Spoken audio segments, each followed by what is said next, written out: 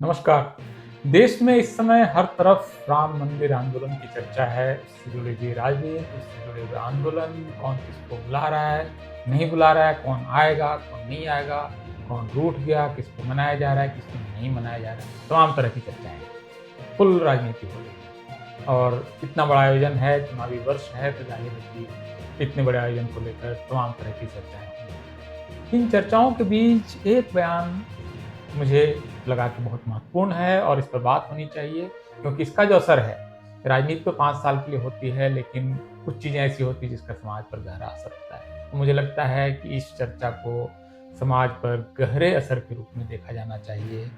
पुरी के शंकराचार्य निश्चलानंद सरस्वती ने राम मंदिर आंदोलन के बीच एक बेहद विवादास्पद बयान दिया। सबसे पहले उनका बयान सुन लेते हैं।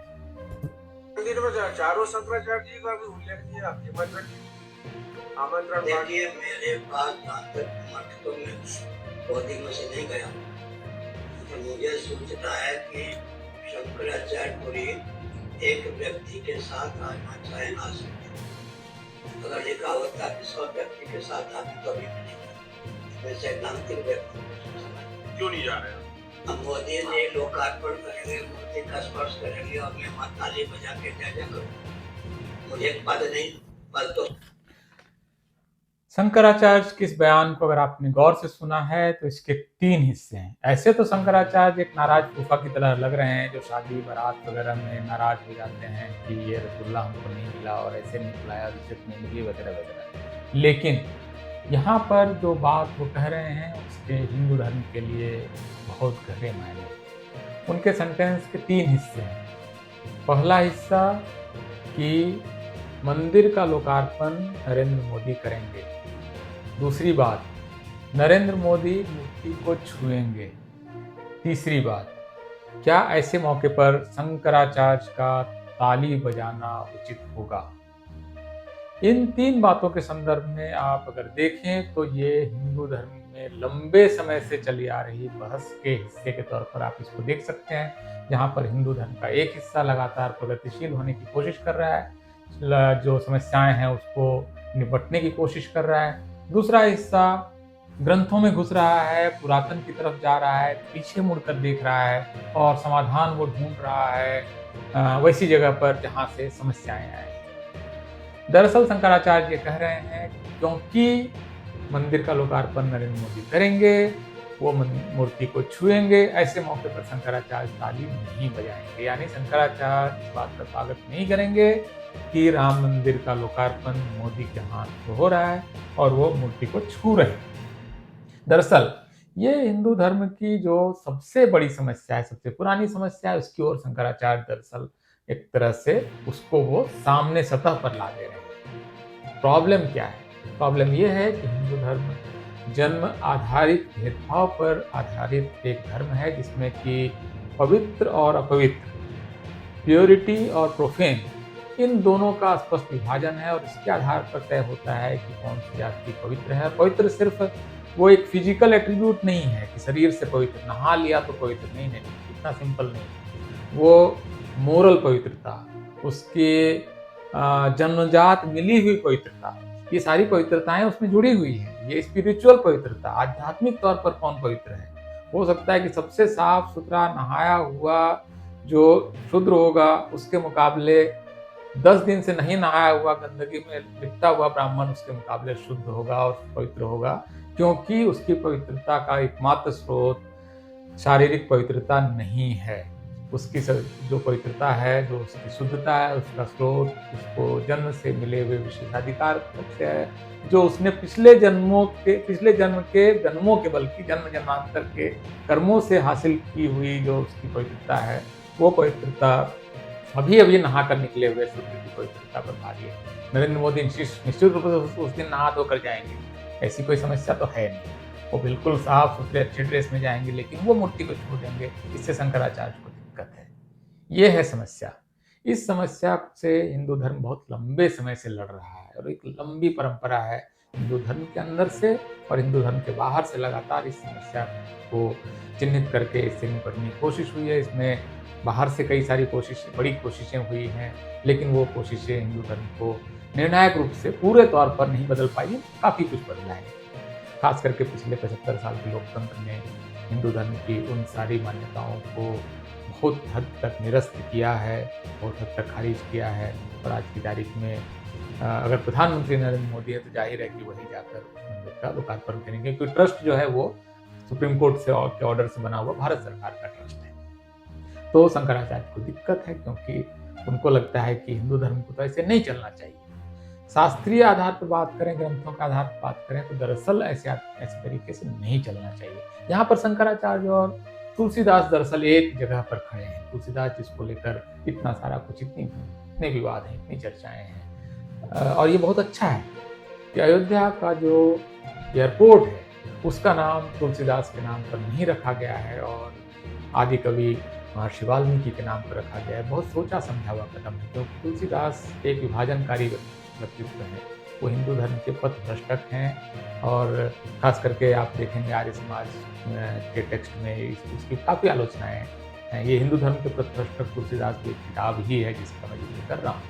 अब उन्होंने देखिए तुलसीदास शंकराचार्य एक जगह पर कैसे खड़े होते हैं। मैं आपको रामचरितमानस के उत्तरकांड की 2 चौपाई सुनाता हूँ। दोनों चौपाई गीता प्रेस गोरखपुर से के मूल टेक्स्ट से ली गई है। इसमें एक भी शब्द इधर उधर नहीं है, आप चेक कर सकते हैं अपने घर में, अगर है तो आप निकाल के देखिए। अब मैं वो 2 चौपाई पढ़ रहा हूँ। पहली चौपाई उत्तरकांड। जे बरनाघम तेली कुम्हारा, स्वपच किरात कोल कलवारा, पनारी मुई गृह संपत्ति नासी, मूड मुड़ाई ओहि सन्यासी। अर्थात अनुवाद भी गीता प्रेस गोरखपुर का है। तेली, कुम्हार, चांडाल, भील, कोल और कलवार आदि जो वर्ण में नीच हैं, स्त्री के मरने पर अथवा घर की संपत्ति नष्ट होने पर सिर मुड़ाकर सन्यासी हो जाते। कितनी नफरत है यहाँ पर। जे बरनाधम तेली कुम्हारा, सुपच किरात कोल कलवार। तेली, कुम्हार, चांडाल, भील, कोल और कलवार आदि जो नीच वर्ण के हैं, जो वर्ण में नीच है, मतलब आदमी एक ही जगह से सब लोग निकले हैं, एक ही जगह, एक ही माँ के शरीर से निकले हुए लोग हैं। तमाम अपनी माताओं से अलग अलग, जैसे कबीर साहब पूछते भी हैं ना कि भाई अलग रास्ते से क्यों नहीं आए, अगर तुम ऊंचे हो या कुछ विशिष्ट वर्ण के हो, आते तो सभी लोग एक ही जगह से है ना। या देखिए अब इसी के अगली चौपाई में पढ़ता हूं। ते विप्रन सन आप पूजा वही, उभय लोक निज हाथ नसा वही। विप्र निरक्षर लोलुप कामी, निराचार सट विसली स्वामी। अब इसका गोरखपुर का अनुवाद देखिए, गीता प्रेस गोरखपुर का। अब ये जो तेली, कुम्हार, चांडाल, भील, कोल और तलवार हैं, वे अपने को ब्राह्मणों से पुजवाते हैं और अपने ही हाथों दोनों लोगों का नाश करते हैं। ये क्या है?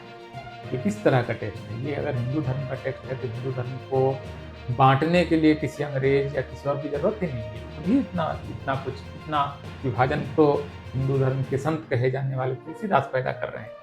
अगला चौपाई सुनिए, और मतलब भरा पड़ा है। शूद्र करही जप व्रत तप नाना, बैठ बरासन कहीं पुराना। मतलब शूद्र इस समय जप व्रत तप कर रहे हैं, बैठ बरासन, बड़े आसन पर बैठकर कहीं पुराण का पाठ कर रहे हैं। दिक्कत है क्या? हिंदू हैं, पुराण का पाठ कर रहे हैं, बड़े आसन पर बैठे हुए हैं। वो ब्राह्मणों से अगर ज़्यादा पढ़ा लिखा है, ज़्यादा समृद्ध है तो पूजा तो करवाएगा ही।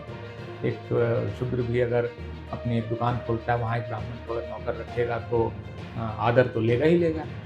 इसमें दिक्कत क्या है? यही तो मतलब ऐसे ही तो समाज होना चाहिए। लेकिन तुलसीदास की विचारधारा जो है वो इसमें समस्या है, और उसी विचारधारा का प्रतिनिधित्व करते हुए शंकराचार्य इस बात को कह रहे हैं कि नरेंद्र मोदी मूर्ति को छू देंगे और हम ताली बजाने नहीं जाएंगे। बहुत ही अजीब बात है। और एक समस्या और है, हिंदू धर्म का जिन लोगों ने अध्ययन किया है वो जानते हैं कि हिंदू धर्म में मुख्य रूप से 3 मुख्य धाराएं या परंपराएं हैं, द्वैत, अद्वैत और द्वैताद्वैत। शंकराचार्य जो हैं वो अद्वैत परंपरा के हैं, जो जीव और ब्रह्म को एक मानते हैं, अहम ब्रह्मास्मि बोलते हैं, या एको ब्रह्म द्वितीयो नास्ति बोलते हैं। अगर ये परंपरा है तो वहाँ तो बहुदेववाद नहीं है, वहाँ तो कोई राम और कृष्ण नहीं है। तो आपको इस बात क्यों पड़ी हुई है कि राम मंदिर में जाकर कौन मूर्ति का लोकार्पण करेगा, कौन छूएगा? आप तो ब्रह्म और जीव को एक मानने वाली परंपरा से हैं। आप तो राम मंदिर में शायद जाएंगे भी नहीं कभी, किसी मंदिर में नहीं जाएंगे, शायद कृष्ण के मंदिर में भी नहीं जाएंगे। तो आप इस विवाद में क्यों पड़ रहे हैं? शंकराचार्य के भाषण से मुझे लगता है इस वक्तव्य की निंदा होनी चाहिए और हिंदू धर्म को सुधार के रास्ते पे चलना चाहिए और उनको बाबा साहब डॉक्टर भीमराव अंबेडकर का सभी हिंदुओं को एक टेक्स्ट जरूर पढ़ना चाहिए जो एनालिसिस ऑफ कास्ट है, जिसको उन्होंने सवर्ण हिंदुओं की सभा के लिए तैयार किया था भाषण। और उसमें उन्होंने बताया है कि अगर आपको अपना धर्म बचाना है, हिंदुओं को बचना है, तो आपको क्या क्या काम करने चाहिए। उसमें उन्होंने कहा है एक प्रिस्क्रिप्शन उनका जो है वो भी ये भी है कि पुजारी सिस्टम को आप रिफॉर्म कीजिए और सभी जातियों कुलों को पुजारी बनाइए, इसको वंशानुगत मत रखिए और इसमें आप जो परीक्षा देकर पुजारी बने, उसके पास चार्टर या सनद हो, जिसके पास सनद न हो वो पुजारी का काम न करे। और भारत सरकार ही नहीं, अब तमाम राज्य सरकारें भी इस दिशा में बढ़ रही हैं, यहाँ पर तमाम वर्णों के लोग पुजारी बन रहे हैं। अयोध्या के राम मंदिर में भी 2 शेड्यूल कास्ट के और 1 ओबीसी का पुजारी होगा, जो कि अच्छी बात है। परिवर्तन हर धर्म का नियम, हर धर्म में परिवर्तन होता है। परिवर्तन ही सनातन है, परिवर्तन ही शाश्वत है, परिवर्तन ही अव्यय है। बाकी सब कुछ जो है वो परिवर्तनशील है। इसी बात के साथ मैं अपना ये वक्तव्य खत्म करता हूँ। बहुत बहुत शुक्रिया।